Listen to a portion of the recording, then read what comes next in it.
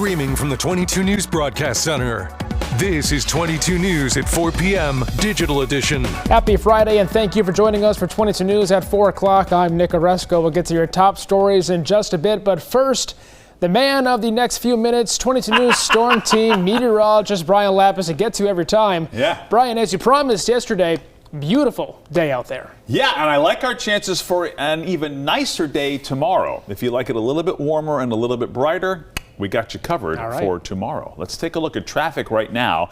And so far, so good. We have no major traffic problems. I-91 from Sunderland to Long Meadow looking good. There is a slight slowdown downtown at the 291 merge, but typically at this time of day, there always is. And then the Pike from Lee to Charlton is looking good. There is a bit of a slowdown eastbound on the Pike just beyond Sturbridge, but other than that, our traffic looks good here in the valley. Let's take a look at weather now. Temperatures are in the 70s as expected. 76s, Greenfield, Orange, and Springfield. 76 in Westfield. And as Nick was mentioning, we've cleared out quite nicely. There are a few cumulus clouds here and there this afternoon, but we're expecting a clear evening. And right now, we're forecasting a dry weekend. We'll update with our 22 News Storm Team Skycast. Michelle Troconis has been sentenced to 20 years in prison for her role in the murder of Jennifer Dulos. She was found guilty on all 6 counts in March, including conspiracy to commit murder and tampering with evidence. Last week marked 5 years since Jennifer's disappearance. Her body has never been found. Former President Donald Trump lashed out this morning after he was found guilty on all 34 charges in his hush money trial in New York yesterday. In a news conference at Trump Tower, the former president called the trial a scam, said the judge was corrupt, and he believed he should not have been found guilty. He also said he wanted to testify. The theory is you never testify, because as soon as you testify, anybody, because they'll get you on something that you said slightly wrong, and then they sue you for perjury. But I didn't care about that. I wanted to. Trump plans to appeal the verdict as soon as possible. The judge has scheduled sentencing for July 11th. The suspect who allegedly killed a Connecticut state trooper in a hit-and-run crash yesterday afternoon has been identified. Connecticut State Police say 44-year-old Alex Ayola Sanchez is accused of hitting and killing Connecticut State Trooper Aaron Pelletier during a traffic stop on I-84 in Southington. Sanchez is being held on a $5 million bond and is expected to be arraigned at Hartford Superior Court. A commercial truck driver who was involved in a 2019 crash that killed 7 motorcyclists in New Hampshire will not have his license reinstated in that state. Voldemir Zukovsky was found not guilty of multiple manslaughter and homicide charges after the crash in Randolph. His Massachusetts license was automatically suspended in New Hampshire after his arrest. All right, a beautiful Friday afternoon out there, turning into a beautiful weekend ahead, Brian. Yeah, we've got a few events that we're going to talk about and how the weather may affect those events here this weekend. We're going to start with the Westfield Starfires. They're playing baseball tonight. 6:30 is first pitch at Bullens Field in Westfield. Should be a lovely night for some baseball, maybe a couple of hot dogs, beverage. Fantastic. 74 at 6 o'clock. Again, first pitch at 6:30. 8 o'clock, 68 degrees with sunshine, setting sunshine, and scattered clouds. Then tomorrow, the NEPM Asparagus Festival in Hadley.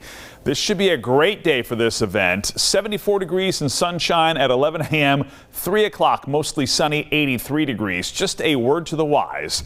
If you're going to the Asparagus Festival, give yourself a little bit of extra time to get there on Route 9.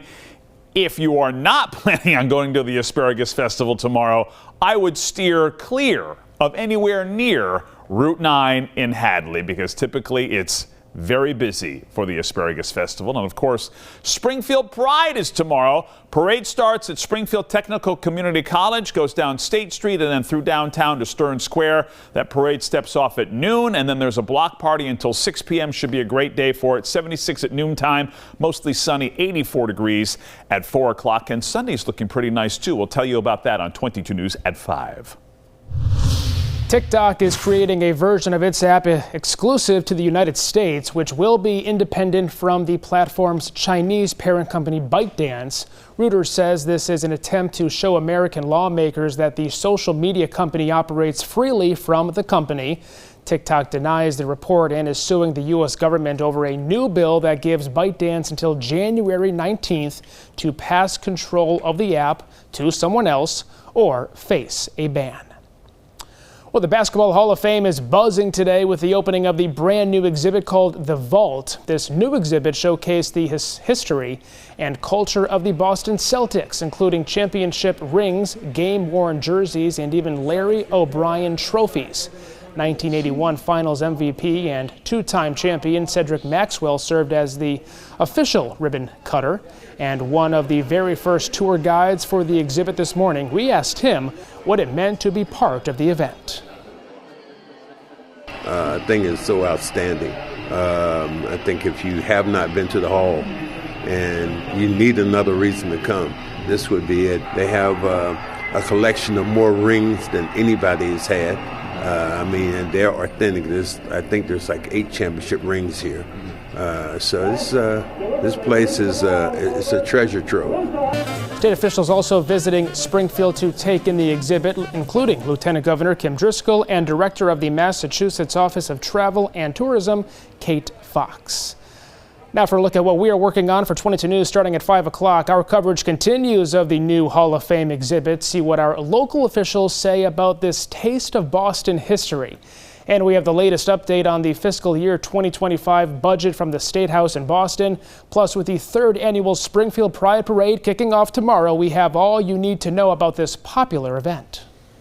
One last check of traffic. So far, so good. We're in good shape. I-91, Sunderland to Longmeadow. There's a little bit of a slowdown at I-91 and 291, just north of downtown Springfield. But that's pretty typical for this time of day. And on the Pike, we're in pretty good shape from Lee to Chicopee, and then points east to Palmer. We're in good shape. If you're headed east, possibly to Boston or to the Cape tonight, keep in mind that the slowdown has already begun at the 84 Mass Pike merge in the Charlton Sturbridge area. We'll have details on the weekend's weather on 22 News at 5. And thank you for joining us for 22 News at 4 o'clock. We're back at 5. You can log on to our website for the latest news and weather and on the free 22 News mobile app. Have a great weekend.